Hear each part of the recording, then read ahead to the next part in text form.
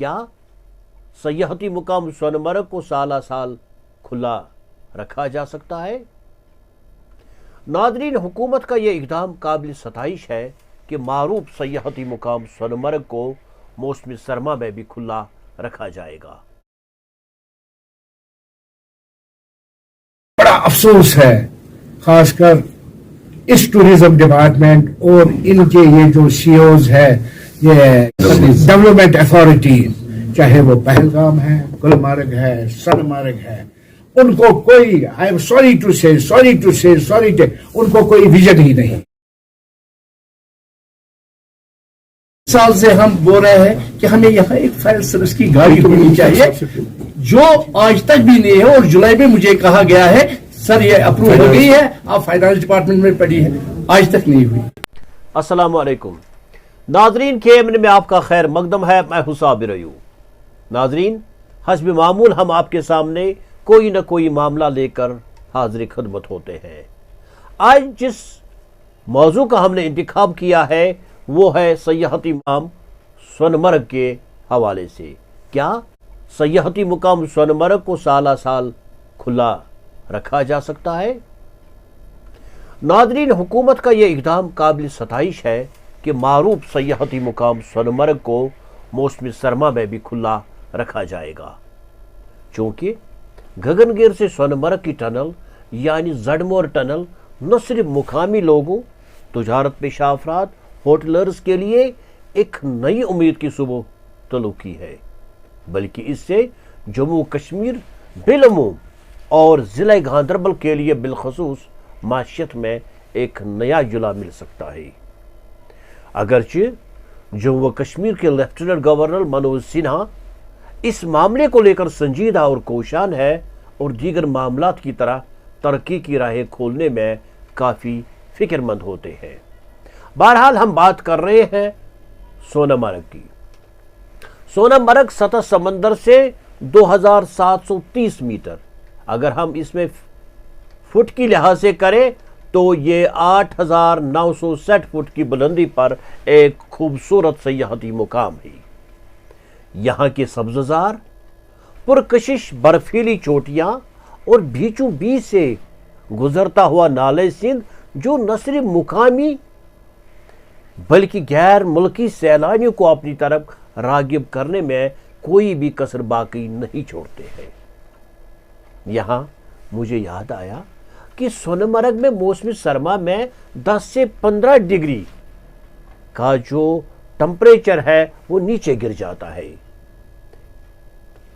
کیونکہ وہاں زبردست برف باری ہوتی ہے، اور یہ سونمرگ جو تھا یہ کہیں نہ کہیں 6 یا 7 مہینے دیگر ملک سے کٹ کے رہ جاتا تھا۔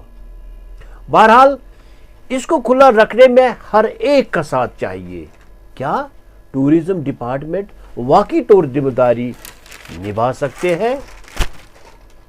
یہ ایک آسان نہیں بلکہ ایک مشکل اقدام ہے، لیکن حکومت کو ہر ایک کو ساتھ لینا پڑے گا۔ حکومت کے ساتھ ساتھ یہاں کے تاجر برادری، ٹرانسپورٹرز، خاص کر ہوٹلرز کا اہم اور ذمہ دارانہ رول ہوگا۔ دیکھتے ہیں سرکردہ تاجر اور جموں کشمیر ہوٹلرز کلب کے چیئرمین مشتاق احمد چایا اس حوالے سے کیا کہتے ہیں۔ ہم سارے یہاں جمع ہوئے ہیں، اسی واسطے ہمیں ایز اے اسٹیک ہولڈر کیا کیا انتظام ہونے چاہیے۔ ہمارے ہوٹلوں میں سینٹری ہیٹنگ ہونی چاہیے، گرمی ہونی چاہیے، کسٹمروں کو ہم کس طرح ویلکم کریں، کس طرح وہ آئے ٹھیک ٹھاک اور ان کو یہاں اچھا خوشگوار ماحول ملے، تو اس سلسلے میں ہم یہاں بیٹھے ہیں۔ یہ بھی حقیقت ہے، پورا یہاں نیا فرسٹ ایئر ہے، ہمیں بھی ایز اے بزنس مین پتا ہے فرسٹ ٹائم سونمرگ ڈیسٹینیشن سارے ونٹر میں کھلا رکھنے کے لیے بڑی ضرورت کی ضرورت ہے۔ یہ ہمیں نہیں پتا ہے ہمیں کتنا مارکیٹ آئے گا نہیں آئے گا، مگر ہماری کوشش ہے، دنیا امیدوں پر زندہ ہے، کوششوں پر زندہ ہے۔ تو اس سلسلے میں ہم گورنمنٹ سے اپیل کر رہے ہیں लेफ्टिनेंट गवर्नर से, चीफ सेक्रेटरी साहब से, रेजिडेंट कमिश्नर साहब से, डीसी साहब से, या हमारे जो टूरिज्म डिपार्टमेंट है उनको हमारे साथ साथ साथ शाना बशाना वो रहे तो ये कामयाब हो सकता है। इसमें हमारे जो मसले हैं, सबसे पहले आपको पता है यहाँ -10 तक जाता है, 6 फुट बर्फ पड़ता है। उस वक्त हमें गवर्नमेंट को यहाँ बिजली तो सबसे पहले जरूरी है। देखिए जनरेटर्स वगैरह these are supporting for hour 2 hour, उनको ये इंश्योर करना पड़ेगा क्योंकि यहाँ ह्यूमन हमारे जो 5000 मुलाजिम यहाँ होटलों में रहेंगे, व्यापार मंडल में कितने लोग, सोमो वाले, बाकी वाले हजारों में है, ह्यूमन है, उसके लिए यहाँ हर एक फैसिलिटी होने की जरूरत है। ये गवर्नमेंट को इंश्योर करना पड़ेगा कि ये हमें करना ही करना है, और वो भी लगे हैं, हमें भी पूरी उम्मीद है और हमें पूरा पता है एलजी साहब इस वक्त सिन्हा साहब कितनी सीरियस है, एडमिनिस्ट्रेशन कितनी सीरियस है। चीफ सेक्रेटरी साहब ने मुझे खुद बुलाया, हाँ मुश्ताक साहब आप क्या कह रहे हैं, हम नहीं कर सकते हैं, बल्कि मैंने उसको ये कहा आप एडमिनिस्ट्रेशन, कहा आई एम द एडमिनिस्ट्रेशन। मैं कहा जनाब हमें इन चीजों के, हम तो बिजनेसमैन हैं, हम। मुझे परसों ही शायद आप लोगों ने पूछा, मैंने कहा सारी दुनिया में हम देख रहे हैं डल के ऊपर, समंदरों के ऊपर कितने बड़े बड़े होटल्स होते हैं, हमारे श्रीनगर के डल के साथ उनको मरम्मत नहीं करने देते हैं। Same is the Sanmarg, what for the Sanmarg, एक होटल बनाया, यहाँ एक मुलाजिम के लिए एक हट तो होना चाहिए ना, जहाँ हमारे 20-30 लोग रहे, 50 लोग रहे, उनके लिए बाथरूम होना चाहिए ना। ऑनेस्टली बताते हैं कि अभी हम जरूरत ही नहीं करते हैं एडवांस बुकिंग। सबसे पहले बड़ी बात यह है क्योंकि हम भी कहते हैं हम किसी को बुलाए वो यहाँ तक ना आए जो अभी तक हमारी एक्सपीरियंस है उसको गगनगिरी से आगे जाने ही नहीं देते हैं। कभी पुलिस डिपार्टमेंट, कभी कोई नहीं जी वहाँ वो खतरा है, ये खतरा है, तो एक तो हमारा नुकसान ही होता है, हमारी बदनामी होती है। मगर अगर गवर्नमेंट चाहे, जैसा कि उन्होंने कहा 15 के बाद हम वो भी ट्यूब भी खोलेंगे, बिजली भी रखेंगे, तो हम तैयार करेंगे।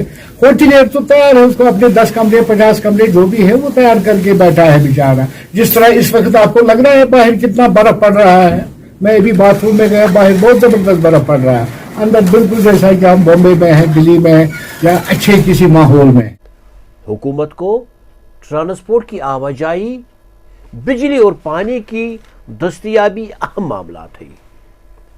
सबसे जो बड़ा मामला है वो है पानी को जखीरा करना, क्योंकि अगर आपको होटलों को खुला रखना है तो इसलिए आपको हजारों लीटर दिन में खर्च करने पड़ेंगे। तो इस मामले को लेकर जो सोनमर्ग होटलर्स क्लब के प्रेसिडेंट है फारूक हाफिज, वो इस बारे में क्या कहते हैं, देखिए।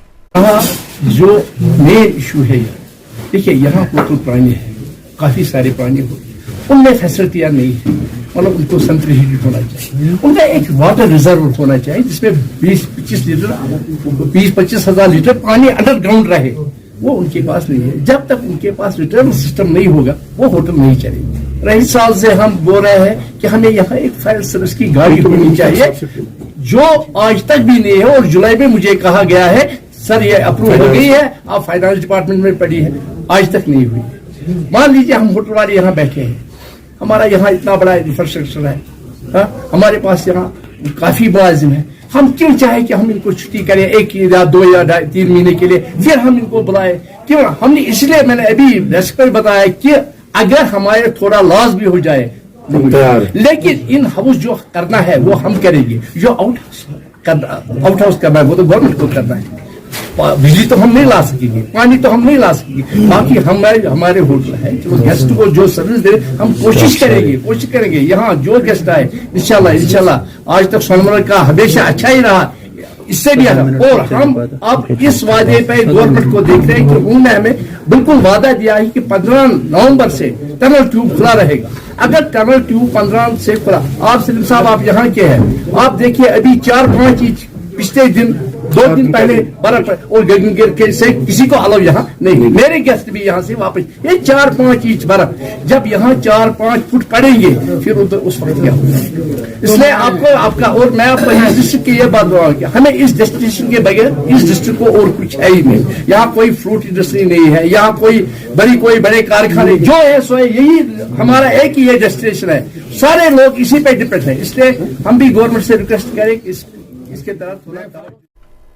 इसमें कोई शक नहीं कि इस इक़दाम से न सिर्फ सोनमर्ग मुल्क से साला साल जुड़ा रहेगा बल्कि रोजगार के काफी वसाइल भी दस्तयाब होंगे।